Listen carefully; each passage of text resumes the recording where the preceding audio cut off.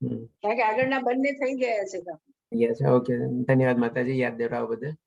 તો આપણે ઓલરેડી આ માઇન્ડ કંટ્રોલના 2 પાર્ટ કવર કરી લીધા છે, જેમાં ફિઝિકલ ટેકનિક આપણે 11 જાણ્યા, પછી મેન્ટલ ટેકનિક 7 જાણી, અને આજે આપણે થર્ડ પાર્ટ કવર કરશું, જેમાં સ્પિરિચ્યુઅલ ટેકનિક એટલે આધ્યાત્મિક ટેકનિક છે, જે આપણે 12 ટેકનિક છે એના વિશે જાણશું. આપણે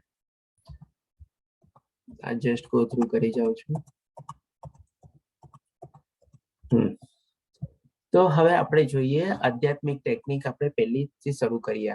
સૌ પ્રથમ આપણે જાણવાનું છે કે ભાઈ આપણે શરીર નથી, આપણે આત્મા છીએ. તો હવે આપણે આમાં 3 ચીજ જાણશું કે સૌથી પહેલા આપણો સોર્સ શું છે, એટલે કે આપણું ઉદ્ગમ સ્થાન શું છે. તો એમાં ભગવાન આપણે આમાં મોસ્ટલી જે આધ્યાત્મિક ટેકનિક છે એમાં મોસ્ટલી ભગવદ ગીતામાંથી આપણે અલગ અલગ શ્લોકો તારવેલા છે, જેમાં આપણને જાણવા મળશે કે ભાઈ આપણે આ બધું ચીજ જો જ્ઞાન મેળવી લઈએ, આધ્યાત્મિક જ્ઞાન મેળવી લઈએ, તો એ આપણને આપણા મનને કંટ્રોલ કરવામાં બહુ સહાય થઈ શકે છે.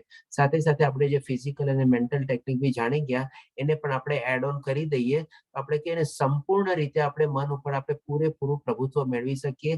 મન આપણો નોકર બની જાય નહીં કે આપણે મનના પ્રમાણે દોરવાઈએ. આપણે મનને આપણે જેમ ચાહીએ એ પ્રમાણે દોરી શકીએ છીએ, જો આ બધી ચીજ આપણે સરસ રીતે જાણી લઈએ તો. એમાં આપણને આધ્યાત્મિક ટેકનિક છે એ પણ આપણને બહુ આપણે ઉપયોગી થઈ છે. સૌ પ્રથમ આપણે વોટ ઇઝ માય સોર્સ એટલે કે આપણું બધાનું ઉદ્ગમ સ્થાન શું છે, જે ભગવાન શ્રી કૃષ્ણે આપણને 7મા અધ્યાયના 6ઠા શ્લોકમાં કીધેલું છે. સર્વ સર્જાયેલા જીવોનો ઉદ્ભવ આ બંને શક્તિઓમાં રહેલો છે. બંને શક્તિઓ એટલે કે પરા અને અપરા શક્તિ. આ જગતમાં જે કંઈ ભૌતિક તથા આધ્યાત્મિક છે તે સર્વની ઉત્પત્તિ તથા વિનાશ રૂપે મને જ જાણ. એટલે કે આપણા બધાનું ઉત્પત્તિનું કારણ ભગવાન શ્રી કૃષ્ણ જ છે. એ આપણે જાણવાનું છે કે આપણો સોર્સ જે છે, આપણું ઉદ્ગમ સ્થાન છે ભગવાન શ્રી કૃષ્ણ છે. બીજું, આપણો સોર્સ છે ક્યાં, એટલે કે વેર ઇઝ માય સોર્સ. એમાં માટે ભગવાન શ્રી કૃષ્ણ 10મા શ્લોકમાં 10મા અધ્યાયના 11મા શ્લોકમાં કહે છે, ભક્તો ઉપર વિશેષ કૃપા કરવા માટે તેમના હૃદયમાં નિવાસ કરનારો છું. એટલે કે આપણો જે સોર્સ છે, આપણો જે ઉદ્ગમ સ્થાન છે, એ ક્ષણ ક્ષણ આપણી સાથે રહે છે. કેવી રીતે સાથે છે, તો કે આપણા હૃદયમાં જે આપણી સાથે નિવાસ કરે છે. જ્ઞાન રૂપી પ્રકાશમાં દીપક વડે અજ્ઞાનજન્ય અંધકારને દૂર કરું છું. અને એ પણ આપણને જ્ઞાન બી આપે છે. હવે આપણે જોઈએ કે આપણે આ ભૌતિક દુનિયામાં આવ્યા કેવી રીતે. માની લો ભગવાન શ્રી કૃષ્ણ આપણો સ્ત્રોત છે, આપણે જાણી લીધું. આપણા હૃદયમાં બી રહે છે, એ પણ આપણે જાણી લીધું. તો આપણે આ ભૌતિક દુનિયામાં કેવી રીતે આવી ગયા, એ પણ ભગવાન શ્રી કૃષ્ણ આપણને સમજાવે છે 14મા અધ્યાયના 4થા શ્લોકમાં. હે કુંતી પુત્ર, એ સમજી લેવું જોઈએ કે સર્વ યોનિઓ આ ભૌતિક પ્રકૃતિમાં જન્મ દ્વારા સંભવ બનાવાય છે, અને હું તેમનું બીજ પ્રદાતા પિતા છું. એટલે કે આપણું જે બીજ પ્રદાતા પિતા જે છે, એટલે કે સીડ ગિવિંગ ફાધર, એટલા માટે આપણે એને પરમ પિતા કહીએ છીએ. એ પણ આપણો ભગવાન શ્રી કૃષ્ણ જ આપણા બધા અલગ અલગ યોનિઓમાં રોપે છે. અને એ જ્યારે બીજ રોપાય છે ત્યારે આપણે જન્મ દ્વારા આ ભૌતિક પ્રકૃતિના સંસર્ગમાં આવીએ છીએ. અને આપણો અહીંયા આપણે કહીએ છીએ કે ભાઈ હું આ દુનિયામાં આવ્યો આવી રીતે. આપણે કહીએ છીએ કે ભાઈ મારા આ મા બાપ છે, આ બધા છે, પણ એ જે મેઇન બીજ પ્રદાતા પિતા છે એ કોણ છે, તો કે ભગવાન શ્રી કૃષ્ણ પોતે છે. અને એ બીજ શેમાં રોપે છે, તો કે માતા રૂપી એટલે કે પ્રકૃતિ રૂપી ને માતા છે. એટલે એવી રીતે એને માતા, એટલે આપણા મેઇન માતા પિતા કોણ થયા, તો કે આપણા પરમ પિતા ભગવાન શ્રી કૃષ્ણ આપણા પિતા થયા. અને આ ભૌતિક પ્રકૃતિ છે એ આપણી માતા થઈ. કારણ કે ભૌતિક પ્રકૃતિની અંદર ભગવાન શ્રી કૃષ્ણ બીજ પ્રદાતા બીજ રોપ્યું, અને એ બીજ રોપવાના કારણે અલગ અલગ યોનિમાં જે પ્રમાણે હોય, ભૌતિક પ્રકૃતિના જે પ્રમાણે સંસર્ગમાં આવીએ એ પ્રમાણે આપણે આ ભૌતિક પ્રકૃતિમાં આપણે આવ્યા. આપણે અત્યારે બધા આપણે કે સદભાગી છીએ કે આપણને આ મનુષ્ય યોનિ આપણને મળેલી છે. એટલે કે આપણું ઉદ્ગમ સ્થાન શું છે એ પણ આપણને અહીંયા થઈ ગયું કે આપણું ઉદ્ગમ સ્થાન જે છે આપણા અસલી માતા પિતા જે છે આપણી ભૌતિક પ્રકૃતિ, અને ભગવાન શ્રી કૃષ્ણ આપણા માતા પિતા છે. આ રીતે આપણે આને કનેક્ટ કરી શકીએ આપણે ભગવદ ગીતાની સાથે. આપણે ક્યાંથી આવ્યા, આપણું ઉદ્ગમ સ્થાન આપણી સાથે કેવી રીતે છે, બધું ચીજ આપણને અહીંયા ક્લિયર થાય છે. હવે આપણી લાઈફનો ગોલ, હવે લક્ષ્ય શું છે આપણી લાઈફનું, એટલે કે આપણા લાઈફનું આપણે ક્યાં પહોંચવાનું છે, તો એ પણ ભગવાન શ્રી કૃષ્ણ 15મા અધ્યાયમાં એટલે કે પુરુષોત્તમ યોગમાં 4થા શ્લોકમાં આપણને ક્લિયર કરે છે. ત્યાર પછી એટલે કેવી રીતે, ભૌતિક દુનિયામાં આવ્યા પછી, જે બીજ પ્રદાતા આપણે આવ્યા પછી, આપણે જયારે અહીંયા આવી ગયા ભૌતિક પ્રકૃતિના સંસર્ગમાં આવ્યા પછી, જન્મ દ્વારા આપણે આવ્યા પ્રમાણે, એ પછી ત્યાર પછી તેણે એવા સ્થાનની શોધ કરવી જોઈએ કે જ્યાં ગયા પછી પાછા આવવાનું રહેશે નહીં. એ કયું સ્થાન છે, તો કે ભગવાનનું ધામ છે. અને ત્યાં તેણે પૂર્ણ પુરુષોત્તમ પરમેશ્વરનું શરણ લેવું જોઈએ. એટલે કે આ રીતે ત્યાં જઈને આપણે પૂર્ણ પુરુષોત્તમ પરમેશ્વરનું શરણ લેવાનું છે. અને ફરીથી પાછું આપણે અહીંયા આવવાનું રહેતું નથી, કે જેમનાથી અનાદિકાળથી દરેક વસ્તુનો આરંભ થાય છે અને તે જ પ્રમાણે વિસ્તાર બી થાય છે. બધું ભૌતિક પ્રકૃતિ ને બધું એમના થકી જ છે. એટલે આપણે એમની શરણાગતિ લઈ અને એમના ધામમાં પહોંચવાનું છે, એ આપણા જીવનનું લક્ષ્ય છે. અત્યારે ઘણા લોકોને બધા અલગ અલગ બધા ભૌતિક દુનિયાના રિલેટેડ બધા લક્ષ્યો બનાવે છે. મારે આ મેળવવું, ઓલું મેળવવું, આ પ્રોપર્ટી બનાવવી, આટલી એસેટ બનાવવી, આટલી મિલકત બનાવવી, આટલું આ પ્લાનિંગ કરવું, ઓલું કરવું. પણ આપણું મેઇન લક્ષ્ય છે ભગવાન શ્રી કૃષ્ણની પ્રાપ્તિ. આપણને આ ભગવાન શ્રી કૃષ્ણ આપણને 15મા અધ્યાયના 4થા શ્લોકમાં ક્લિયર કરે છે. પછી હવે માની લો આપણને બરાબર સમજી તો ગયા આપણે કે આપણું લક્ષ્ય એ છે. તો હવે આજે આપણે શરીર જે અત્યારે જે છે એને શું કરવાનું? આપણે તો આપણો આ જે શરીર રૂપી જે રથ છે એને પણ આપણે સરસ રીતે સમજવો જોઈએ. તો એ ભગવાન શ્રી કૃષ્ણ આપણને 3જા અધ્યાયમાં 42મા શ્લોકમાં ક્લિયર કરે છે કે કર્મેન્દ્રિય એટલે કે જળ પદાર્થ, એટલે કે આ જે બધી ભૌતિક પ્રકૃતિ છે જળ પદાર્થ છે, કરતા ચડિયાતી શું છે? તો કે મન. એના કરતા ચડિયાતી સોરી, ભૌતિક પ્રકૃતિ જળ છે અને એના કરતા ચડિયાતી છે કર્મેન્દ્રિયો. એટલે કે આપણે કર્મેન્દ્રિયો 5 કર્મેન્દ્રિયો છે એ ચડિયાતી છે અને મન એના કરતા બી ચડિયાતું છે. એટલે કે મન ઇન્દ્રિયો કરતા પણ ઉચ્ચતર છે. એટલે કર્મેન્દ્રિયો અને જ્ઞાનેન્દ્રિયો કરતા બી ઉચ્ચતર આપણું મન છે. અને બુદ્ધિ મનથી પણ વધારે ચડિયાતું છે. અને લાસ્ટમાં ભગવાન શ્રી કૃષ્ણ કહે છે આત્મા. આત્મા બુદ્ધિથી પણ વધારે શ્રેષ્ઠતર છે. એટલે કે સૌથી વધારે પાવરફુલ આપણી આત્મા છે, જે આપણો સ્વ છે, આપણો પોતાનો છે. અને એ કોને રિપ્રેઝન્ટ કરે છે? તો કે આપણા ઉદ્ગમ સ્થાનને, પરમાત્માને, જે આપણે પહેલા ઓલામાં જાણી ગયા કે આપણે ક્યાંથી આવ્યા છે ને કેવી રીતે આવ્યા છે. હવે એ ચીજ જો આટલી પાવરફુલ હોય ભગવાન શ્રી કૃષ્ણને કહેવા પ્રમાણે, તો પછી આપણે મનને આટલું પ્રભુત્વ શું કામે આપીએ છીએ? આપણે મનનું આટલું શું કામે સાંભળીએ છીએ? મનનું આપણું શું કામે આપણે માનીએ છીએ? આપણે શું કામે આપણે આત્માનો અવાજ નથી સાંભળતા? શું કામે આપણે આપણી બુદ્ધિને એપ્લાય નથી કરતા? શું કામે આપણે આપણે મનને આટલું બધું આગળ વધારીને આપણે માનીએ છીએ? આ ચીજો આપણને એકદમ અહીંયા ક્લિયર થઈ જાય કે હું, મારો સ્વ જે છે એ સૌથી વધારે પાવરફુલ છે અને એના હેઠળ બુદ્ધિ છે. તો હું મારી બુદ્ધિને એવી રીતે કરવું કે જેથી કરીને મન જે છે એ મારો નોકર બની જાય, મારા અંડરમાં આવી જાય અને હું એના પર પ્રભુત્વ મેળવી શકું. ત્યાર પછી તો આપણે કર્મેન્દ્રિયો અને બધાનું પછી તો કોઈ ઇમ્પોર્ટન્સ રહેતું જ નથી. અને બહારમાં જે આપણને ભૌતિક પ્રકૃતિ, જે જડ પ્રકૃતિ છે એનાથી આપણે ઓછામાં ઓછા આપણે આકર્ષિત અને મોહિત થઈએ છીએ. પણ આપણે શું અત્યારે ઉલટી સાયકલ ચલાવીએ છીએ. આપણે જેમ આપણે સાયકલમાં પેડલિંગ હોય ને, રિવર્સ પેડલિંગ આપણે કરતા હોઈએ છીએ. પહેલા આપણે શું છે જડ પ્રકૃતિને આપણે એ પ્રાધાન્ય આપીએ, પછી આપણે એ પ્રમાણે પ્રવૃત્તિમાં ઇન્વોલ્વ થઈએ. પ્રવૃત્તિમાં ઇન્વોલ્વ થાય પછી આપણું મન ને એમાં બધા મન લાગે. મન લાગે એટલે પછી આપણી બુદ્ધિ ને બધું આપણે એમાં બધું ભૂલી જ જઈએ છીએ, બુદ્ધિના હાથમાં. પણ આપણે શું છે સીધું પેડલિંગ કરવાનું છે. જો સીધું પેડલિંગ કરીએ, આપણે આત્માથી શરૂઆત કરીએ, તો પછી આપણને આ બધું મોહ માયાને આકર્ષિત ન થઈ શકે અને મન એકદમ ઇઝીલી આપણા કંટ્રોલમાં આવી જાય. તો આ જે ટેકનિક છે બહુ સરસ મજાની ટેકનિક છે. આપણે જો આ ચીજ સમજી લઈએ તો આપણે આપણા જે શરીર રૂપી જે રથ છે એ રીતે એને સરસ રીતે આપણે ચલાવી શકીએ. બાકી તો આજે આપણા 5 ઇન્દ્રિયોના જે ઘોડા છે એ બધા બેકામ લાની જેમ, જેના ઉપર લગામ ન હોય આપણા બુદ્ધિ રૂપી, તો પછી આપણી પાછળમાં જે આત્મા જે છે બિચારું તો એકદમ ખાલી નિહાળે રાખશે અને જોયે રાખશે કે આ શું કરે છે, આ બધું શું ચાલે છે, આ બધું. એને પણ એ પ્રમાણે આપણે દુઃખિત કરશું. હવે એવી જ રીતે આપણને આ બધું ચીજ સમજ્યા પછી હવે આપણે લાઈફ કેવી રીતે જીવવાની છે એ આપણે સમજીએ. આ ચીજ બી આપણે ઓલરેડી આપણે 3જા અધ્યાયમાં એમાં આપણે કવર કરેલી છે કે માની લો આપણે આપણા શરીર માટે, આપણા ઇન્દ્રિય સુખ માટે, શરીર સુખ માટે જો જીવતા હોઈએ તો આપણે જાનવરની જિંદગી જીવીએ છીએ. કારણ કે આપણી બોડી માટે બેઝિક નેસેસિટી શું હોય છે બધી? કે ભાઈ ખાવું, પીવું, સૂવું, ઊંઘવું, મેટિંગ અને આપણે પોતાને આપણે સ્વ બચાવ કરવું. તો આ 6 ચીજ તો બધી જાનવર લોકો બી કરી શકતા હોય છે. એ લોકો ખાય છે, પીવે છે, સંભોગ કરે છે, બધું કરે છે, સૂવે છે, પોતાનો જાતનો બચાવ બી કરી શકે છે, બધું કરે છે એ લોકો. તો આપણી અને જાનવરની જિંદગીમાં ફરક શું થયો? અને પછી આપણે માની લો થોડી ઘણી આપણે શરીર અને આપણા ઇન્દ્રિય સુખ માટે જીવતા હોઈએ કે ભાઈ ચાલો સારું ઘર લઈએ, થોડું ઘણું આપણે જેમ કે શરીરને તો આપણે એ પ્રમાણે કરી લીધું. હવે રોટી, કપડા, મકાન ઉપર જઈએ, થોડાક ઓર આપણે લેવલ જઈએ કે ચાલો એક મકાન બન્યું, સારું રહેઠાણ બન્યું, પોતાની જાતને પ્રોટેક્ટ કર્યું, પોતાની જાતને બચાવ્યું, તો એ પણ આપણે એક જાતની જાનવરને લઈએ છીએ.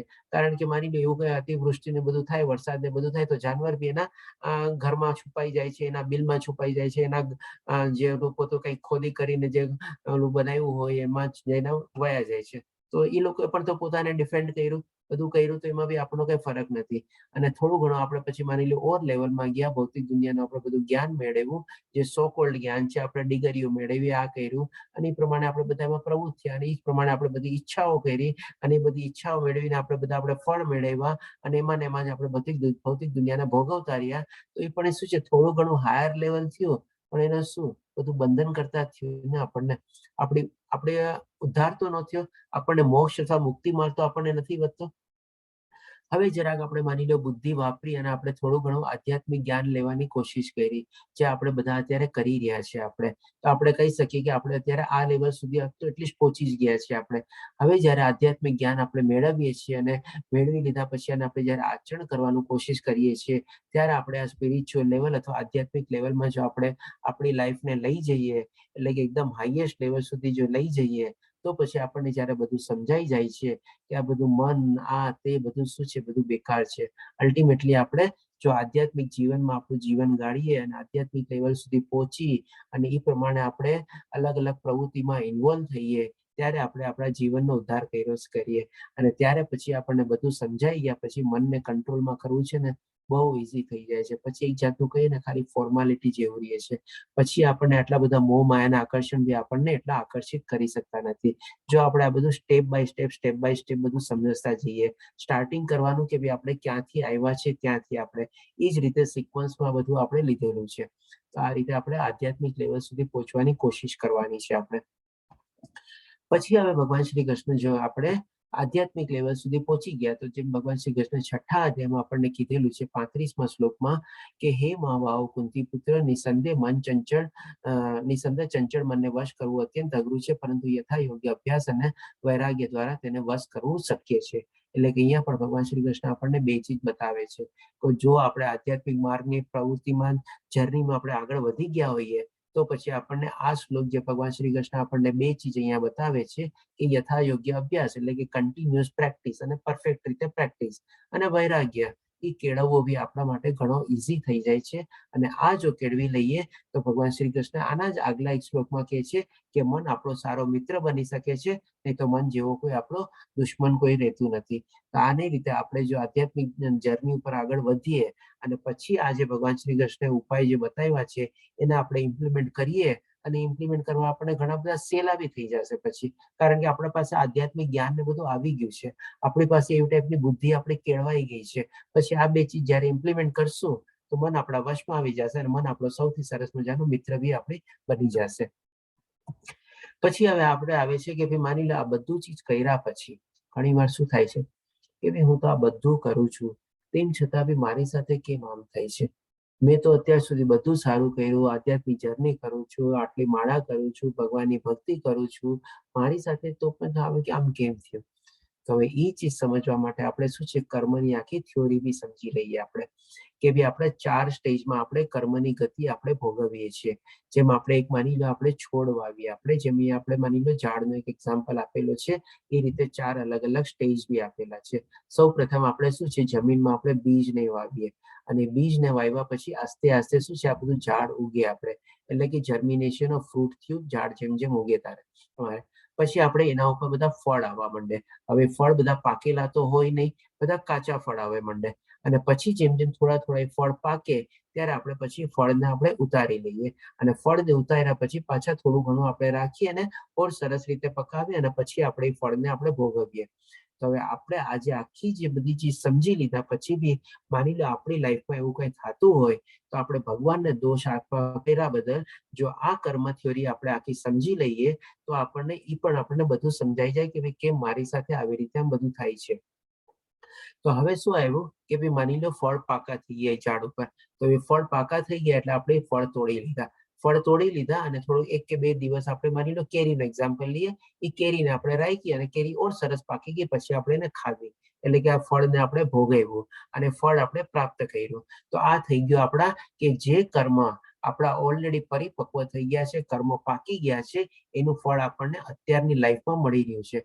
હોઈ શકે થોડું ઘણું સારું ફળ હોઈ શકે એવું થોડું ઘણું ખરાબ ફળ બી હોય, પણ એ ફળનું આપણને ફળ અત્યારે મળી રહ્યું છે.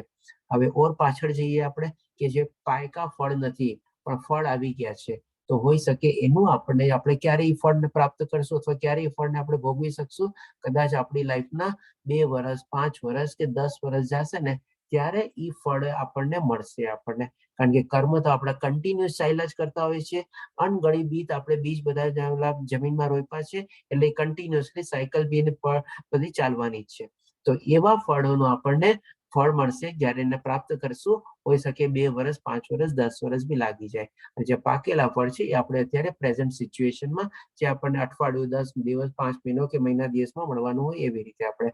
અને જે નથી પાક્યા અને એ પણ ફળ આવી ગયા છે પણ એ આપણને 2, 5 વર્ષ, 10 વર્ષ પછી મળશે.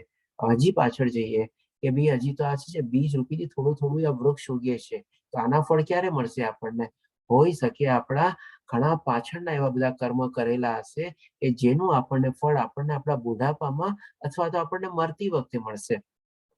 તો એ રીતે બી આપણે કર્મ તો ત્યારે કરેલા હશે, હોઈ શકે ત્યારે ખરાબ કર્મ કરેલા હશે અને અત્યારથી આપણે બધા સારા કર્મ કર્યા અને બુઢાપા વખતે એવી કોઈ તકલીફ આવી અને એવા કોઈ બીમારી આવી ત્યારે આપણે ભગવાનને કોસીએ કે ભાઈ મેં તો મારી આખી જિંદગીમાં આમ બધું કર્યું, કેમ થયું? તો ભાઈ જે ફળ આપણા ત્યારે વાવ્યા હતા ને, જે આસ્તે આસ્તે ઉગી રહ્યા હતા, હજી છોડ રૂપે થાય છે, એ બધાનું ફળ આપણને અત્યારે આપણને બુઢાપામાં અથવા જન્મ મૃત્યુ જરા વ્યાધિ જે કહેવાય છે તકલીફોને બધી ભોગવવી પડે છે એ રીતે. અને હજી શું, તો કે હજી જેવા કર્મો જે આપણા કરેલા છે જે હજી બીજ રૂપે જ છે, તો એના ફળ આપણને ક્યારે મળશે? અરે ભાઈ આગલો જન્મ તારો બાકી છે. ભગવાન શ્રી કૃષ્ણ તો કે જ છે આપણને બધા શ્લોકમાં 2-3 જગ્યાએ કીધેલું છે કે હું ત્રિકાળ જ્ઞાની છે, તારા બધા જન્મ હું જાણું છું, તારો આગલો જન્મ બી શું થવાનો છે એ બધું મને ખબર છે. તો એવા જ જે આપણા જે આગલા જન્મના જે કર્મ હશે જે બીજ રૂપે છે એનું ફળ આપણને હોઈ શકે આગલા જન્મમાં મળે. તો આ રીતે આખી જે કર્મની થિયોરી જો આપણે સમજી લઈએ તો પછી આપણે ભગવાનને બી કોશીએ નહીં કે ભાઈ મારી સાથે શું કામ, why me, why with me, આ બધા જે પ્રશ્ન હોય છે આપણા ઉદ્ભવે નહીં. અને એ રીતે સમજવાનું કે ભાઈ જે થાય છે એ મારા કર્મની ગતિને જ હું અત્યારે ભોગવી રહ્યો છું અને હોઈ શકે બધું ભોગવી લઈશ, પછી જેમ થતું હશે એ પ્રમાણે ચાલશે. તો આ રીતે આખું જે કાર્મિક થિયોરી જે છે જે ભગવાન શ્રી કૃષ્ણે પોતે કીધેલું છે, આની જે છે એ બહુ ગૂઢ છે. 5મા અધ્યાયમાં એક શ્લોક હતો એ પ્રમાણે. આ રીતે જો સમજી લે કર્મ થિયોરી આપણે જે આપણે ભોગવવાનું છે ભોગવવાનું જ છે આપણે, અને સારા ફળો મળી શકશે આપણને. હોઈ શકે ત્યારે આપણે બીજ એવા રોપ્યા હશે કે આપણી પાછલી જિંદગી બહુ સારી જાય, આપણને સદગતિ બી થઈ જાય, મોક્ષ બી મળી જાય, મુક્તિ બી મળી જાય. આ રીતે સમજવાનું.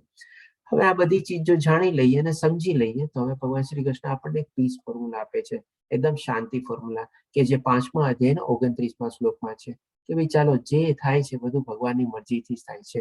મને સમસ્ત યજ્ઞ તથા તપશ્ચર્યાઓનો પરમ ભોગતા, સમસ્ત ગ્રહો તથા દેવોનો પરમેશ્વર, તેમાં સમસ્ત જીવોનો હિત કરતા શુભેચ્છક મિત્ર તરીકે જાણી મારી ભાવનામાં ઓતપ્રોત થયેલો મનુષ્ય સંસારના દુઃખોમાંથી શાંતિ પામે છે. હવે આપણે કોઈ આપણને માઇન્ડમાં એવું આવે જ નહીં કે ભાઈ મારી સાથે આવી રીતે આમ શું કામ થયું, કારણ કે આ બધી ચીજ આપણે ઓલરેડી સમજી ગયા અને એ પણ જાણીએ છીએ કે ભાઈ ભગવાન શ્રી કૃષ્ણ છે બધાનો હિતેચ્છુ છે, બધાનો શુભેચ્છક છે અને બધાનો આપણે હિતકારી અથવા કલ્યાણ કરતા વાળો જ બી છે. તો ડેફિનેટલી જે કરશે એ સારું જ કરવાનું છે, એ આપણું અનિચ્છિત ક્યારેય બી કરવાનું નથી. અને જો કંઈ થશે બી તો બી આપણા કર્મોની ગતિ આપણે ભોગવીએ છીએ એ પ્રમાણે આવી રીતે સમજી લઈએ તો આપણને ઘણી શાંતિ મળે. પીસ ફોર્મ્યુલા આપણને અહીંયા મળી જાય છે. અને આ રીતે જ્યારે શાંતિ કેળવીએ ને ત્યારે આપણું મન છે ને ઓટોમેટિકલી શાંત થઈ જાય, કારણ કે મન શું છે આપણે આ બધામાં ભટકતું હોય છે, એટલા માટે જ અશાંત હોય છે. તો આ થઈ ગયું આપણે. હવે આ જે છે આપણે કે ભાઈ આપણે ત્રિગુણી માયામાંથી જ્યારે ગુણાતીત થઈ જઈએ છીએ આપણે, એટલે કે ત્રિગુણી માયાને આપણે ઓળંગી લીધી, સરપાસ કરી લીધી અને ઓવરટેક કરી લીધી અને ગુણાતીત થઈ ગયા. તો એ ગુણાતીતના કેવા લક્ષણો જે છે એ ભગવાન શ્રી કૃષ્ણે 14મા અધ્યાયમાં સરસ રીતે વર્ણવેલા છે, 22 થી લઈને 25મા શ્લોકની અંદર. તો એ આપણે 9 કેરેક્ટરિસ્ટિક આપણે અહીંયા એકવાર યાદ કરી લઈએ અને આ રીતે જો બધું સમજી લઈએ તો પણ આપણને ઘણી મનમાં શાંતિ મળે. ભગવાને કહ્યું, હે પાંડુપુત્ર, જે પ્રકાશ, આસક્તિ તથા મોહના ઉપસ્થિત થવા પર ન તો એનાથી ગુણા કરે છે અને ન લુપ્ત થઈ જવા પર એની ઈચ્છા કરે છે. એટલે કે ફેવરેબલ અનફેવરેબલ સર્કમસ્ટાન્સીસ જે આવે છે એ બધું એ પ્રમાણે થાય છે. મારી સાથે સારું થાય છે તો એ મારા કર્મ છે, ખરાબ થાય છે તો એ કર્મ છે, અને પાછું સારું બી થવાનું છે તો એ પ્રમાણે ચાલ્યા કરે છે. એટલે તેનાથી બહુ આપણે વિચલિત થતો નથી. જે ભૌતિક ગુણોની આ સમસ્ત પ્રક્રિયાઓને નિશ્ચિલ અને અવિચલ રહે છે અને એ જાણીને કેવળ ગુણ જ ક્રિયાશીલ છે, ઉદાસીન તથા દિવ્ય બની રહે છે. એટલે કે જે કંઈ પણ થાય છે ત્રિગુણી માયાના હેઠળ થાય છે, એ જ બધું કરાવે છે. આ રીતે સમજી જઈએ તો પણ આપણને ઘણી બધી શાંતિ મળે. જે આપણામાં સ્થિર જે આપણા આપમાં સ્થિર છે અને સુખ તથા દુઃખને એક સમાન માને છે, એટલે કે પોતે આત્મસંયમી અને આત્મપરાયણ છે અને સુખ દુઃખને જેમ ભગવાન શ્રી કૃષ્ણ અર્જુનને કીધું હતું કે ભાઈ તા નથી વિશ્વ ભારત, એટલે કે તારે બી આ બધાને સહન કરતા શીખવું જ પડશે. એ રીતે જો સમજી જાય તો પછી એને કઈ પ્રોબ્લેમ રહેતો નથી. જે માટીનો ઢગલો પથ્થર તથા સુવર્ણ લોટાને સમાન દ્રષ્ટિથી જુએ છે. આ ચીજ આપણે લેવલ 1 માં ઓલરેડી સરસ રીતે સમજી ગયા હતા કે ત્રણેય ચીજને આપણે કેવી રીતે સમાન દ્રષ્ટિથી જોઈ શકીએ છીએ. આપણે જે અનુકૂળ અને પ્રતિકૂળ પ્રતિ સમાન બની રહે છે. બધી ચીજ ફેવરેબલ અનફેવરેબલ સિચ્યુએશન આવે આ બધું નોર્મલ લેવાનું, ન્યુટ્રલ લેવાનું. જે ધીર છે અને પ્રશંસા તથા બુરાઈ, માન તથા અપમાનમાં સમાન ભાવથી રહે છે. આ રીતે એકદમ પેશન્સ જાળવી રાખવાની છે. ધીર પુરુષ તરીકે રહેવાનું છે. જે શત્રુ તથા મિત્ર સાથે સમાન ભાવથી રહે છે. શત્રુ અને મિત્રને બી કેવી રીતે આપણે ગણવાના છે એ બી આપણે ત્યારે સમજી ગયા હતા. શત્રુ તથા મિત્રની સાથે સમાન વ્યવહાર બી રાખે છે અને સમાન ભાવથી વર્તે બી છે. જે બધા ભૌતિક કાર્યોનો પરિત્યાગ કરી દીધો છે. એટલે કે હવે આસ્તે આસ્તે બધી મોહ માયા ને બધું ઓલરેડી છોડી દીધું છે. આ જો 9 ગુણ આપણે આપણામાં કેળવી લઈએ, એ રીતે આપણે ગુણાતીત થઈ જઈએ, તો એવી વ્યક્તિને પ્રકૃતિના ગુણોથી અતીત કહેવાય છે. અને ગુણાતીત થઈ ગયા પછી આપણને મનમાં તો હંમેશા શાંતિ રહેવાની છે. પછી કોઈ જાતનો ઉપદ્રવ આપણા મનમાં રહેવાનો નથી. આ બધું આપણને આધ્યાત્મિક જ્ઞાનમાંથી મળે છે. એટલા જ માટે આપણે આ બધી સ્પિરિચ્યુઅલ ટેકનિકમાં આપણે લીધેલું છે. હવે 9મી ટેકનિક એ છે કે એમાં શું છે, આપણે જાણી ગયા હતા કે આધ્યાત્મિક જર્નીમાં આપણે હોઈએ ત્યારે આ 4 ચીજથી આપણે દૂર રહેવાનું છે. અને 4 ચીજમાં આપણે નોનવેજ નથી ખાવાનું, ગેમ્બલિંગ નથી કરવાનું, જુગાર ને બધું કોઈ વ્યસન નથી કરવાનું. આ બધું બી ઘણું આપણે વાઇડ ડેફિનેશન આપણે બધા લેવલ 1 માં જાણી ગયા છીએ. અને પર પુરુષ અને પર સ્ત્રી સાથે બી આપણે કોઈ એવો જાતીય સંબંધ બી નથી કેળવવાનો. આ બધી ચીજ તો આપણે સરસ રીતે જાણીએ છીએ. તો પણ એક પ્રિન્સિપલ તરીકે આપણે અહીંયા કવર કરેલી છે. હવે આ એક મહત્વનો આપણે નિયમ છે. આપણે આ જોઈ લઈએ કે જે આપણે આજની તારીખમાં ઘણા લોકો આને પ્રેક્ટિકલી ઇમ્પ્લિમેન્ટ કરતા હોય છે ને એને વળગેલા હોય છે. કે શું છે કે ભાઈ યુનિવર્સલ લો ઓફ નેચર એટલે કે કુદરતનો નિયમ આપણે પાળવાનો છે, પણ એ આપણે પાળતા નથી. એની બદલે આપણે શું કરીએ છીએ, આપણે એક બધાને એક ટાઈપનો એવો આદર્શ અથવા એક આપણે કહીએ ને રૂઢિ અથવા એને આપણે ચોટેલા હોઈએ છીએ ને વળગેલા હોઈએ છીએ અને એને જ આપણે બધું આપણું માનતા હોઈએ છીએ. ઘણા લોકો શું કે મારા માટે આ એક્ટર મારો આના જેવો, ગોડફાધર આના જેવો, મારા માટે આ મિત્ર મારા માટે સૌથી સારો, સ્પોર્ટ્સ પર્સનાલિટી કોઈને સ્પોર્ટ્સ પર્સનાલિટી આવતું એને આદર્શ માને એને પકડીને બધું ચાલે. ઘણા લોકો બહુ ભણવાની પાછળ પડેલા હોય છે. ઘણા લોકો ભાઈ પેલા મારું ફેમિલી, બસ બીજું બધું મને કાંઈ નહીં, એવી રીતે. ઘણા લોકો પૈસાની પાછળ ભાગતા હોય છે. ઘણા લોકો દેશવાદી બી હોય છે. આ બધા લોકોને આપણે શું કહીએ છીએ, વાદી કહીએ છીએ આપણે. કે કોઈ રાષ્ટ્રવાદી હોય, કોઈ પૈસાવાદી હોય, કોઈ આવી રીતે સ્પોર્ટ્સવાદી કે એવી રીતે. ઘણા લોકોને શું આ ભૌતિક દુનિયાના મોજ શોખ માણવામાં જ આનંદ હોય છે. ઘણી વાર ઘણા લોકોને ચીજ વસ્તુમાં જ લેવો છે. હજી નવો મોબાઈલ નથી નીકળ્યો ત્યાં એ. અને ઘણા લોકો શું પ્રિન્સિપલવાદી હોય છે, મારા લાઈફના પ્રિન્સિપલ છે, એટલે કે આદર્શવાદી. એટલે કે આવા બધા જે વાદી હોય છે ને એ પણ છે ને એવી રીતે ન હોવું જોઈએ. કોઈ પણ એક ચીજને છે ને આપણે ચીટકીને અને આપણે કહીએ ને કે ભાઈ એને આપણે એટલી જડતાથી એવું પકડીને રાખવાની બી આપણે એટલી જરૂર નથી. આપણે કારણ કે એમાં ઘણી વાર આપણે છે ને આપણા મનને આપણે દુખિત બી કરીએ છીએ ને વિચલિત બી થાય છે એમાં. એની બદલે જો આપણે કુદરતના નિયમ ફોલો કરીએ, જે કુદરત આપણને શું શીખવાડે છે કે કુદરત પ્રતિક્ષણ પરિવર્તનશીલ છે. તો આપણે બી શું છે, જે પ્રમાણે સિચ્યુએશન અને સર્કમસ્ટાન્સીસ આવે એ પ્રમાણે આપણે એની જાતને એડોપ્ટ કરવાની છે. અને બીજું ચીજ આપણે એની સાથે એડેપ્ટ કરવાની છે. પહેલા આપણે એડોપ્ટ કરવાની છે, એટલે કે આપણે સ્વીકારવાની છે. અને સ્વીકાર્યા પછી આપણે એડેપ્ટ કરવાની છે, એટલે કે એની સાથે આપણે પોતપોતાને આપણે બંધ બેસતું કરવાનું છે.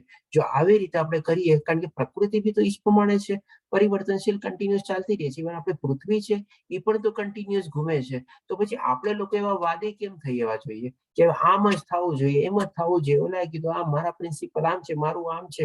એવા બધું વાદી કરીને પકડીને એવી જડતા કરીને શું ફાયદો મળવાનો છે? એટલે કે એવી બધા એવા વાદો આપણે છોડવા જોઈએ આપણે લાઈફમાંથી. અને બી પ્રેક્ટિકલ, બસ બધી ચીજમાં પ્રેક્ટિકલ થવાનું આપણે. અને આ રીતે જો આપણે થઈએ અને જો વાદી થવું હોય ને તો આપણે એક જ ચીજને વાદી થવાનું કે ભાઈ શું, તો કે ગોડ સેન્ટ્રિક. હા ભાઈ, ભગવાનની મરજી પ્રમાણે બધું થાય છે એ પ્રમાણે કરીશ. ભગવાનમાં વિશ્વાસ રાખવાનો, ભગવાનમાં આસ્થા રાખવાની, ભગવાનમાં શ્રદ્ધા રાખવાની, ભગવાનની ભક્તિ કરવાની. એ જ આપણને અંદરથી સ્ફૂર્ણ આપશે કે બેટા આમ કર, આમ નો કર, આમ કરવા તારે લાયક છે, આમ કરવાને લાયક નથી. પણ આપણે એના ઉપરવટ નહીં થવાનું કે ભાઈ આ મારા પ્રિન્સિપલ છે ને હું આમ કરીશ, હું તો હમણાંથી ઉલટું કરીશ જ નહીં, આમ કરીશ. એવું બધું ન થવું જોઈએ. જ્યાં હજી આપણે ઇંગ્લિશમાં કહેવત છે, change with the change and flow with the flow.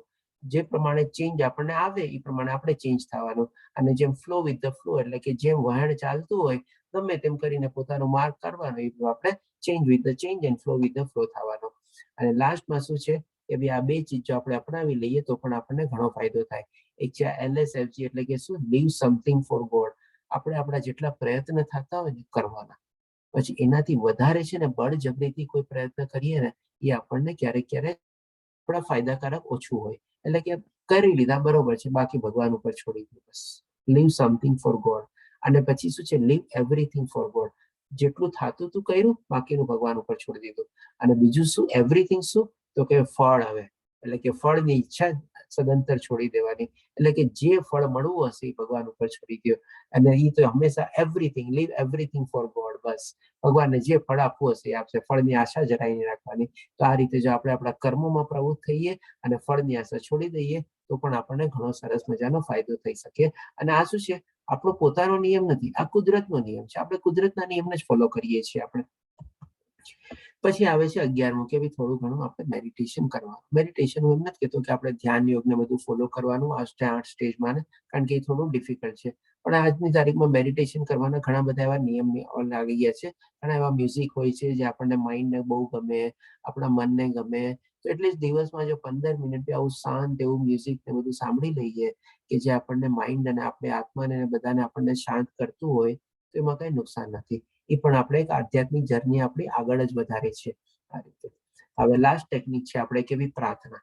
આપણે ભગવાનને પ્રાર્થના કરવાની. આપણે શું છે, આપણા કનેક્ટ વિથ ધ ગોડ. એકદમ પહેલી સ્લાઇડ યાદ કરો કે આપણો સોર્સ શું છે. આપણે શું છે, હંમેશા એની સાથે આપણે કનેક્ટ રહેવું જોઈએ. અને કનેક્ટનું માધ્યમ છે ખાલી પ્રાર્થના. એટલે કે પ્રાર્થના જે છે ને આપણે ફૂડ ફોર સોલ છે, આપણી આત્મા માટે ખોરાક છે. આપણે આત્માને શું જોવે છે, આપણે 8મા અધ્યાયમાં જાણી ગયા છે કે આપણે આત્માનો સ્વભાવ શું છે, તો કે આધ્યાત્મિક સ્વભાવ છે. જે અર્જુન ભગવાન શ્રી કૃષ્ણ 8મા અધ્યાયમાં પૂછે છે એ ભગવાન શ્રી કૃષ્ણ જવાબ રૂપે આપે છે. તો એ આપણા આત્મા માટે ખોરાક બી છે, આધ્યાત્મ. એટલે કે પ્રાર્થના રૂપે આપણે એની સાથે કનેક્ટ થવાનું છે. અને એટીટ્યુડ ઓફ ગ્રેટિટ્યુડ, એટલે કે દરેક ચીજમાં આપણી સાથે જે કાંઈ પણ થાય ને, સારી થાય કે ખરાબ થાય, બધાને આપણે ભગવાનને થેન્ક્સ કહેવાનું છે. આપણે ઓકે ભગવાન, જેવી તારી કૃપા, જેવી તારી મરજી, હું સ્વીકારું છું. બસ બધું સારું જ કરવાનું છે, કોઈથી ખરાબ કરવાનું નથી આપણું. આ રીતે જો આપણે ભગવાનને નાની નાની ચીજમાંથી દિવસમાં 25-30 વાર જો આપણે થેન્ક્સ કહીએ ભગવાનને, તો એનાથી વધારે ઉત્તમ ચીજ કોઈ નથી આપણે. અને last but not the least, કે ભાઈ ડેફિનેટલી હરે કૃષ્ણ મહામંત્રનો જપ કરવાનો છે. હોઈ શકે, બને શકે એટલી આપણે માળા વધારે ને વધારે આપણી કરવાની છે. કોઈ 9 માળા કરતો હોય તો 1 માળાથી શરૂ કરો ને 1 માળાથી લઈને આપણે 16 માળા સુધી આપણું એક આઈડિયલ ટાર્ગેટ હોવું જોઈએ. અને જો કોઈ એનાથી વધારે કરી શકતું હોય તો એ પણ વધારે સરસ છે. આ રીતે આપણે લગભગ 12 આપણે સ્પિરિચ્યુઅલ ટેકનિક કવર કરી. તો અહીં આપણે ટોટલી 3 પાર્ટ કવર થઈ જાય છે માઇન્ડ કંટ્રોલ ટેકનિકના. જો આમાં કોઈને પ્રશ્ન હોય તો લઈ શકીએ છીએ આપણે. હરે કૃષ્ણ.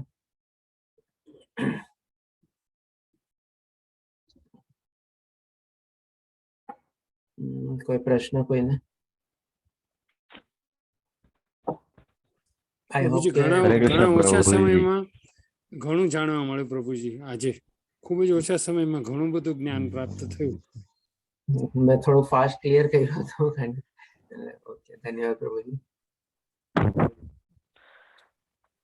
ધન્યવાદ પ્રભુજી, ખૂબ સરસ.